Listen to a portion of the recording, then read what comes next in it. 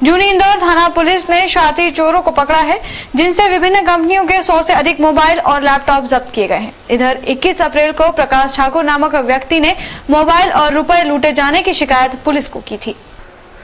जूनी Indore police ने mobile चुराने वाले चोरों को गिरफ्तार किया है। जूनी इंदौर थाने में प्रकाश ठाकुर नामक व्यक्ति ने मोबाइल और रुपए लूटने की शिकायत दर्ज करवाई थी, जिसके बाद पुलिस ने लूटे गए मोबाइल की लोकेशन के आधार पर जानकारी खंडवा नाके की निकाली और जिस पर क्षेत्र में दबिश डालकर नवीन पिता रमेश संत नगर के पास से लूट का मोबाइल जब्त किया। पुलिस द्वारा सख्ती से पूछताछ करने पर सैकड़ों मोबाइल और लैपटॉप चुराने की जानकारी नवीन ने दी, जिसकी निशानदेही पर 104 मोबाइल और 3 लैपटॉप जब्त किए गए। नहीं, मुझे लगता है कि ऐसा अवेयरनेस तो इनके पास नहीं है, क्योंकि बहुत ज़्यादा एजुकेटेड तो इनका बैकग्राउंड नहीं है, लेकिन ये कि बस मोबाइल चुराना है। वो बहुत तरह के मोबाइल हैं, जो मिल जाए, मोटरोला मिल जाए, नोकिया मिल जाए, सैमसंग मिल जाए, जो मिल जाए वो वाली बात है। I don't think there is any specific. अब ये तो तभी पता चल पाएगा जब ये सारे मोबाइल ट्रेस होंगी कहाँ पे चोरी में आएंगे। नहीं, अभी ये ऐसी कोई खुलासा भी इन्होंने नहीं किया है कि कहाँ पे हुआ है। और बिकॉज लेट नाइट ही हम लोग ने इसको कलेक्ट किया है, तो भी लोग पूछताछ कर ही रहे हैं। जब्त किए गए मोबाइल में 44 Nokia, 4 Sony, 7 Micromax, 4 Apple, 26 Samsung और 20 चाइना के हैं। साथ ही 3 लैपटॉप, 2 टैबलेट और 1 मोटरसाइकिल सहित 10 लाख रुपए बरामद किए गए हैं। वहीं एक साथी की तलाश जारी है। इंदौर के आजाद नगर थाना क्षेत्र के इंद्रिश नगर निवासी शर्मा परिवार की एक नाबालिग 16 वर्षीय लड़की को क्षेत्र का गुंडा रुपेश कटारिया 8 अप्रैल को बहला फुसला कर ले गया था। आखिरकार परिजनों और मीडिया के दबाव में आजाद नगर पुलिस को खोज कर लाना ही पड़ा लड़की को। उल्लेखनीय है कि पीड़िता के माता पिता के द्वारा सभी आला अधिकारियों के समक्ष गुहार लगाने के बाद भी पीड़िता का कोई पता नहीं लगा था। हारकर परिजन इंदौर में गांधी प्रतिमा के सामने भूख हड़ताल पर बैठ गए थे। उसके बाद पुलिस हरकत में आई और मंगलवार की सुबह बड़ी आसानी से पीड़िता को गुंडे के चुंगल से छुड़वाने में कामयाब। 8 अप्रैल को इंदौर के आजाद नगर थाना क्षेत्र का गुंडा रुपेश कटारिया इंद्रिश नगर की रहने वाले शर्मा परिवार की 16 वर्षीय नाबालिग बेटी को बहला फुसला कर ले गया था।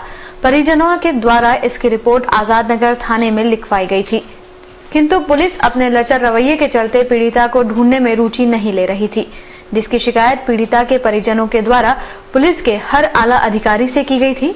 किंतु 20 दिन गुजरने के बाद भी पीड़िता नहीं मिली तो 28 अप्रैल को परिजन इंदौर की गांधी प्रतिमा पर भूख हड़ताल पर बैठ गए, जिससे मीडिया का दबाव पुलिस पर बना और आजाद नगर पुलिस जिस लड़की को 20 दिनों से नहीं खोज पाई, वह मात्र 24 घंटे के अंदर ही पुलिस को मिल गई। आजाद नगर टीआई भदौरिया का कहना है कि पीड़ित लड़की अपनी मर्जी से गई थी और भोपाल के बेरागढ़ के एक मंदिर में शादी कर ली। मोबाइल लोकेशन के आधार पर पुलिस ने लड़की को ट्रेस कर पकड़ने में कामयाबी पाई है। रुपेश पर अपहरण का केस दर्ज किया गया है। भोपाल, झांसी, जबलपुर सब जगह तलाश किया।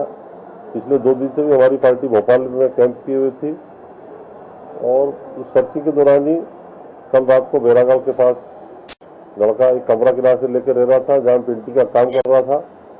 प्रेम प्रसंग का मसला है। लड़का लड़की से बता रहा है कि मैंने मंदिर में शादी करके पति पत्नी के रूप में ये रह रहे थे, क्योंकि नाबालिग है, गिरफ्तार करके वहाँ से लाए हैं। अभी अगली कार्रवाई करके इनको न्यायालय में प्रस्तुत किया जाए। वहीं लड़की के पिता विजय शर्मा का कहना है कि मेरी लड़की नाबालिग है और मैं इस शादी को नहीं मानता। मेरी लड़की मुझे मिलनी चाहिए। मेरी लड़की सकुशल वापस आ गई, मैं इसमें खुश हूँ। नाबालिग अभी है, 5/5/95 उसका जन्म है और इसकी अगर छानबीन करना है तो कहीं से भी स्कूल से आप जो भी वो पढ़ती थी उसके सर्टिफिकेट मंगवा के बराबर चेक करिए। और अगर वो 18 साल की कौन कहता है उसको, जब मैं जन्म देने वाला हूँ मेरे पास सर्टिफिकेट मौजूद है। अन्यथा जिन स्कूलों से हाई स्कूल भोपाल बोर्ड के शादी की है, अपनी मर्जी से शादी की है, नहीं तो वो शादी अगर उसने की भी है तो वो बच्ची मेरी नाबालिग है और उसको बहला फुसला के कुछ भी आप कर लो तो वो मुझे लीन नहीं है। कल से आप धरने पर बैठे थे, अधिकारियों ने आपको आश्वासन दिया था, किस तरह का आश्वासन दिया? आश्वासन दिया था आपकी कार्रवाई चल रही है और जितनी भी जल्दी होगी उतनी जल्दी हम आपकी बच्ची को समक्ष ला दें। सोमवार को चंदननगर क्षेत्र में चोरों ने दिन दहाड़े एक सूने घर को अपना निशाना बनाया। चोर घर का ताला तोड़कर लाखों के जेवरात और नकदी पर हाथ साफ कर गए। मामले में चंदननगर पुलिस ने अज्ञात चोरों के खिलाफ चोरी का मामला दर्ज कर उनकी तलाश शुरू कर दी है। घटना चंदननगर थाना क्षेत्र के आमवाला रोड की है। यहाँ रहने वाली बिल्किस भी परिवार के साथ रिश्तेदार के यहाँ गई थी। चोरों ने मौका देखकर घर का ताला तोड़ा और घर के अंदर घुसकर लगभग 2.5 तोला सोने के जेवरात, 1 किलो चांदी, नकदी सहित करीब 1.5 लाख के माल पर हाथ साफ कर दिया। शाम को घर का ताला टूटा देख पड़ोसियों ने बिल्किस बी को सूचना दी। मैं आ नहीं सकी यहाँ पे, मतलब उनका इंतकाल हो गया लड़की के ससुर का, तो वहाँ गई थी मैं, तो एकदम से तो वहाँ रुकी थी मैं। और ऊपर के अलमारी में से क्या गया?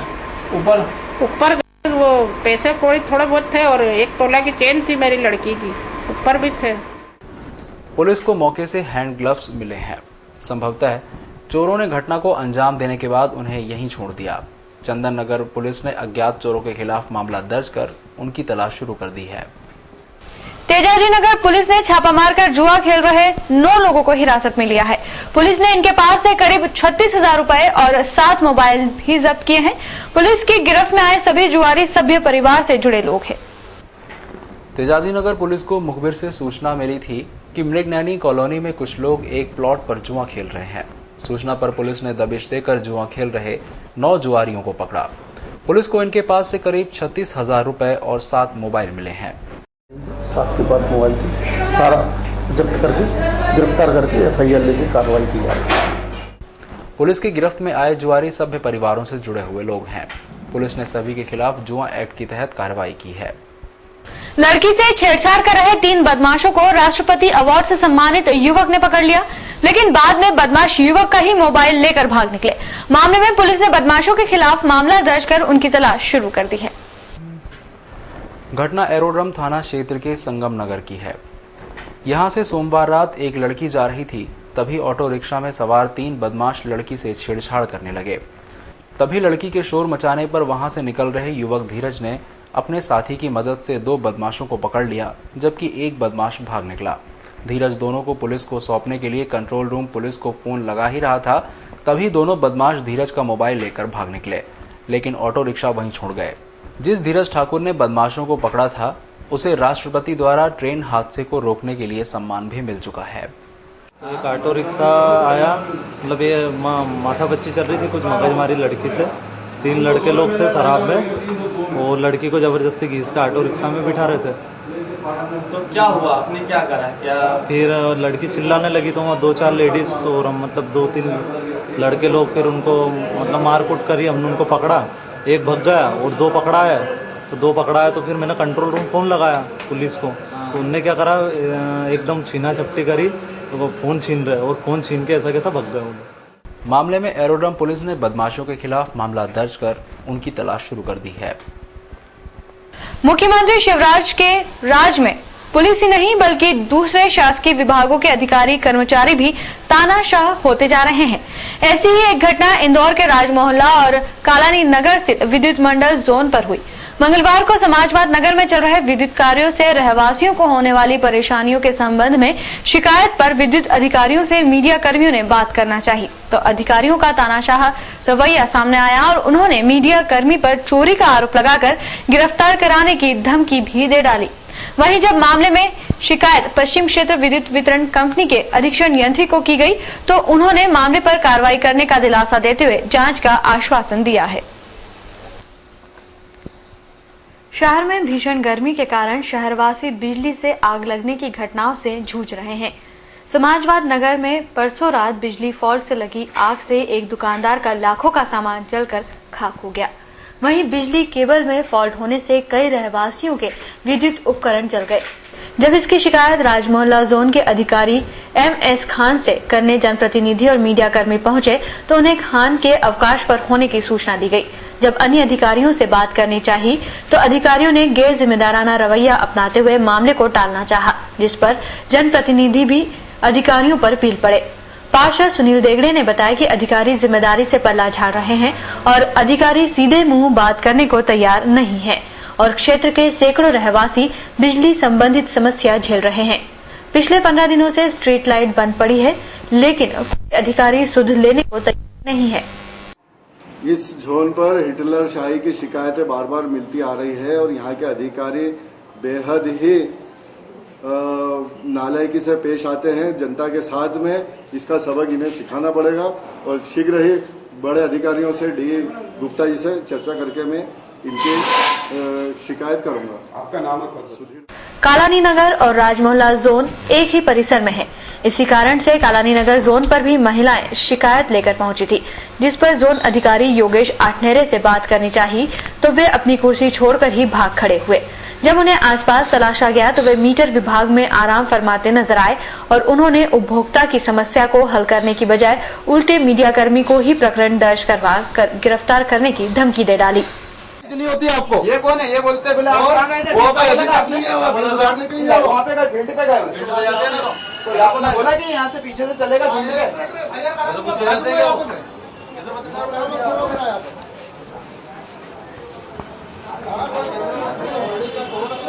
जब जोन अधिकारी आठनेरे को कैमरे के सामने आकर रहवासियों की समस्याओं पर बात करने के लिए कहा गया तो वे सामने नहीं आए और सैकड़ों बिजली उपभोक्ता परेशान होते रहे।